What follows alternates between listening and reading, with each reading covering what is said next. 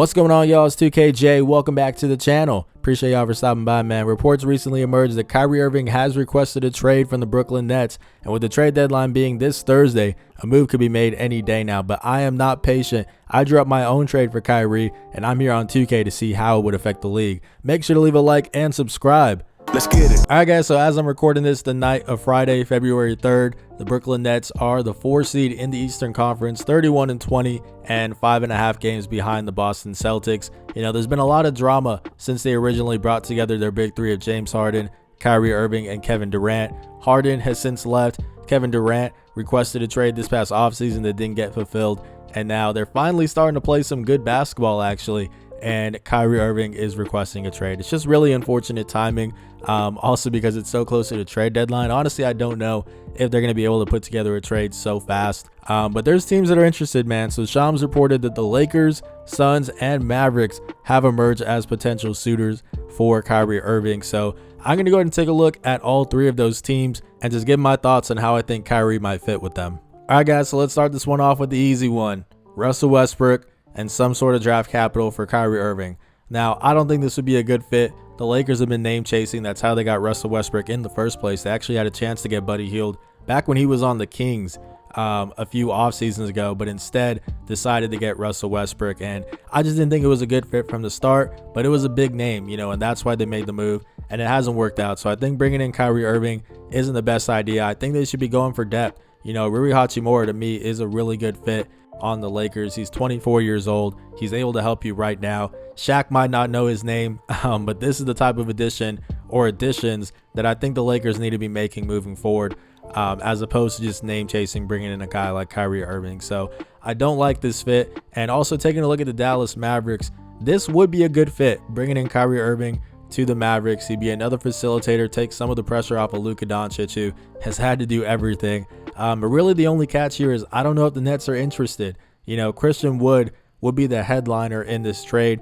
And honestly, is he even starting in Brooklyn? I'm not sure, because to me, Nicholas Claxton has become one of the more underrated centers. He's been playing really well lately, and he's also younger. So bringing in Christian Wood might hinder his development. You'd also probably be throwing in Tim Hardaway Jr. To me, it's just not enough to move the needle if I'm the Nets, where yes, Kyrie Irving did request a trade, but at the end of the day, we're not obligated to make a trade, man. If we're not getting something back that we think is worth the same value, or at least close, then we're not going to make the move. And to me, this is not close enough. So that leaves us with one more team, man. And to me, this is the best fit. Let's go ahead and get into it. So I'm looking at the Phoenix Suns. They're currently the 6th seed in the Western Conference as I'm recording this. They're 28-26 on the season, 9 games behind the Denver Nuggets for the top spot, and only a half game ahead of the Minnesota Timberwolves for the 7th seed. So they're right on the border of being a play-in team.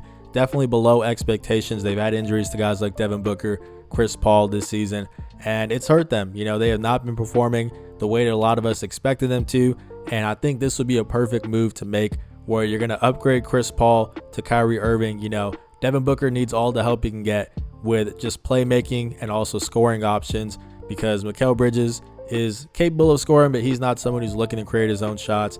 DeAndre Ayton, depends on the day, depends how he's feeling. He can go pretty quiet as well on some games.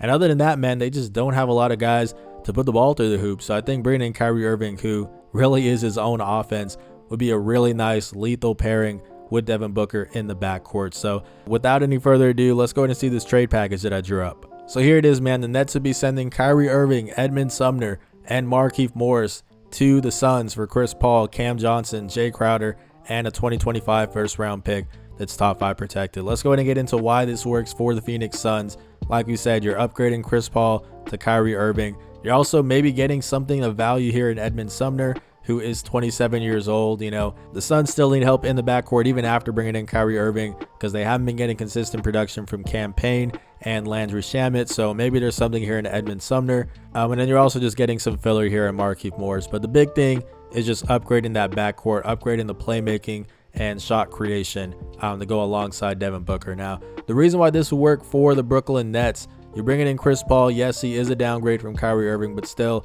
he's able to affect the game on both ends of the floor.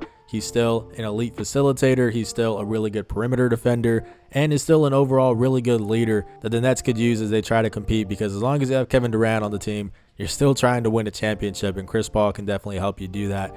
You're also bringing in Cam Johnson. This is a guy who is 26 years old. He can bring some good wing depth right now in the present and also be a part of the future. You are going to have to re-sign him, as you can see, but with him being the one young prospect here, or young-ish, that definitely wouldn't be a problem for the Nets.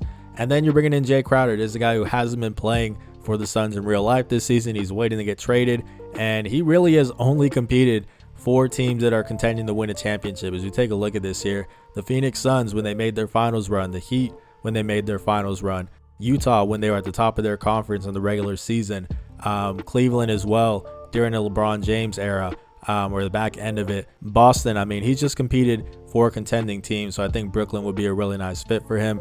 And you're also getting a 2025 first round pick that, yes, it's top 5 protected, but who knows what the Phoenix Suns will look like in 2 seasons, because Kyrie Irving is going to need to get re-signed. Maybe he goes on a 1-1, chooses not to come back after the following season. There's just a whole lot of scenarios where this team could very easily end up in the lottery if things don't work out, and all of a sudden this is a valuable pick for the Brooklyn Nets. So I think this works out for both teams, man. So we're going to go ahead and make this trade happen here. I am going to force trade it because I'm taking over both the Phoenix Suns and the Brooklyn Nets. We're going to simulate the rest of this season and the following season to see how this all looks. But before we do that, let's go ahead and take a look at the rotations now. So the Brooklyn Nets are now looking like Chris Paul, Seth Curry, Ben Simmons, Kevin Durant, and Nicholas Claxton. To me, still one of the best starting fives in the league for sure in the Eastern Conference. Off the bench, you're getting Cameron Johnson, TJ Warren, who's been playing really well this season, Patty Mills, Joe Harris, and Jay Crowder. So yeah, man, it would definitely suck to lose Kyrie Irving, but when you look at this trade, you're still able to compete for a championship right now. You still get a nice young piece, young-ish here in Cameron Johnson, and you're also getting a pick in 2 years that could be valuable. So I think that's about as much of a win as the Brooklyn Nets could get right now. So let's go ahead and take a look at the Phoenix Suns rotation now. So the Suns now have one of the most dominant backcourts in the league, if not the most dominant, in Kyrie Irving and Devin Booker. They also have Mikal Bridges, Torrey Craig, and DeAndre Ayton. It's a really good starting five for sure. Off the bench, it's still a little bit shaky. Cam Payne, Dario Saric, Damian Lee, Josh Okogie, and Edmund Sumner, or you could roll with Landry Shamet, whatever you want to do. I think that in reality, after they make this trade, the Suns would also try to make another move here to still get some more help in the backcourt. But for the sake of this video, we're just going to see how this one trade affects both teams. So let's go ahead and do that, man. We're going to simulate the rest of this season here, see if either team can make a late finals push. And then we'll also simulate next season where we'll bring everybody back and give them a chance to run it back here with a full year under their belt. So let's go ahead and get into it. So Luka Doncic wins MVP. No surprise, he always does. Just trying to see if we have any Suns or Nets players. Doesn't look like we do. Let's go ahead and take a look at this here. Did any of them make the All-NBA team? Let's see. Suns and Nets. Kevin Durant. Yeah, he was going to do that either way, whether we made the trade or not. As you take a look at the rest of this here, and that is going to do it. So let's go ahead and see how both teams ended up finishing the season. The Suns, the number 2 seed, that is pretty good, and Brooklyn, the number 5 seed. So they took a slight step back, but Phoenix really shot up the standings, so that's pretty cool. Let's go ahead and take a better look at this here. Only 1 game behind the Dallas Mavericks, so they closed some ground, which is pretty crazy to see. In the East, the Brooklyn Nets fell just a little bit. They were the 4 seed, so they just went down 1 spot. Not the worst. Either way, though, both teams are here in the playoffs. I said this before in a previous video, but I really wish that 2K would actually separate the stats here to where we could see how we played in Brooklyn and then also how we played in Phoenix. Yes, it would look more cluttered, but maybe, you know, you could press X on this and it'll be a drop down thing where you would show both teams. I don't know, because right now I can't tell how we did once he came to Phoenix. These are just his season stats. So either way, we're not even going to bother showing that here. But let's go ahead and simulate the play-in here. Just the play-in, not the playoffs. We're just going to go game by game, man. See how both teams end up doing. As the Suns are tied 1-1, so are the Nets. You're going up against the Bucks. That's tough. 2-1, both teams are up. 2-2, let's see. Brooklyn has advanced, beating the Milwaukee Bucks in 5. That's really encouraging. And the Suns are trying to get away from this pesky Portland team, but they do. They now have Memphis, and Brooklyn has Boston. That's tough. Boston always makes it to the finals in these simulations, man. Let's go ahead and see if that will happen again as we go ahead and simulate this. I don't know why I'm doing it round by round or game by game. Let's just go round by round here. So both teams are out. That is unfortunate. The Suns did push it to 7, but yeah, the Celtics, man, they make it every single time. I'm willing to bet they're going to make it to the finals. Yep, they do. They're going up against the Grizzlies, as we will simulate that. And surprise, surprise, the Celtics win. Which, hey, I can't be mad because they are the best team in the league in real life. So that's fine. Taking a look at this here, LeBron James is trying to retire. No. I'm really looking for like Chris Paul. Sometimes he tries to retire, but it doesn't look like it. So we're good with that. Let's go ahead and come over here to, I guess, let's see, team options and player options. Really, I'm just trying to bring everybody back for both teams so I can see how it would look with a full season under their belts. So we're going to go ahead and do that here, as we are going to bring back Campaign. The Nets are going to bring back Royce O'Neal for sure. He's been a do-it-all type of guy for them. Yeah, and I think that's going to do it here. Let's come over to qualifying offers. The Nets definitely will extend it to Cam Johnson. And then also the Suns will bring back Ish Wainwright, I guess. Not like it really matters. But I just want to keep these rosters the exact same for another year and see how that plays out. Now, we are going to try to bring back Kyrie Irving to the Phoenix Suns. So let's go ahead and do that. I'm going to do this off camera here, but just know, bringing both teams back to their original rosters. Let me go ahead and get that done. So Kyrie Irving is back with the Phoenix Suns. He did go down 2, but that's fine. You expect that. He's 31 years old. Mikal Bridges surprisingly goes down 1, which is a little bit disappointing.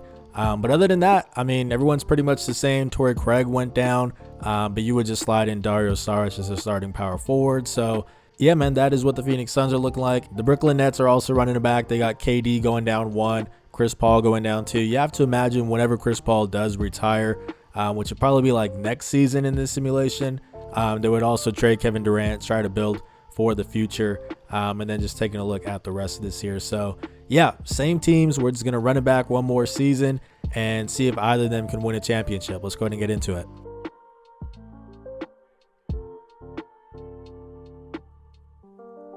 So this time it's Ja Morant who wins MVP. It is an auto-generated class, so I don't know how to pronounce that name. But kudos to you for Rookie of the Year. 6th man is Ben Simmons, so I guess they probably started TJ Warren. I just let them kind of sort out the rotation however they wanted for the second season. And then we got Giannis, Depoy, Most Improved, Evan Mobley. Okay, cool. Let's go ahead and see. I'd imagine KD is probably here, right? No, surprisingly not. That's interesting. But yeah, either way, this isn't too important. We're just going to go ahead and check out how both teams did. So the Phoenix Suns are the 2 seed again, and Brooklyn is now the 4 seed. So they are both going to be hosting this first round. Let's go ahead and take a look at their regular season record. The Suns 56-26, 1 game back from the Memphis Grizzlies, which I think they were 1 game behind the Dallas Mavericks in the last season. So they've been right on the verge of being the best team in the West, at least in the regular season. The Brooklyn Nets, the 4 seed, they were 54-28, 7 games behind the Boston Celtics. So let's go ahead and take a look at the stats now, because now we can see what it looks like with a full year under their belt. So Kyrie Irving, about 21 points, 5 assists, shot the ball really well. Oh my God, shot it really, really well. Yeah, that is a lethal backcourt, man. Both of them shooting about 45% from deep. Yeah, best backcourt in the league without a doubt. So that's really nice to see. And then a look at the Nets. Cam Johnson. Okay, Cam, let's go ahead and take a look at it, man. The second leading scorer. That's really encouraging. 13 points, about 3 boards, 3 assists. We round up around here a steal. Not shooting great from the floor. It's decent, but from deep, there we go. All right, man. Yeah, I think it's really worked out for both teams, man. Where is Chris Paul? He's all the way down here, but still about 10 assists. Like, that's pretty good. Let's see. What has he been averaging the past few seasons? Yeah, so that's pretty much what he's been doing. So that's nice to see. Still shooting the ball really well from deep. I'm sure still a really good defender for them. Where is Jay Crowder? Yeah, he didn't even really play for them. He is 33 now, so that's fine. But either way, I think it's worked out for both teams, at least in the regular season.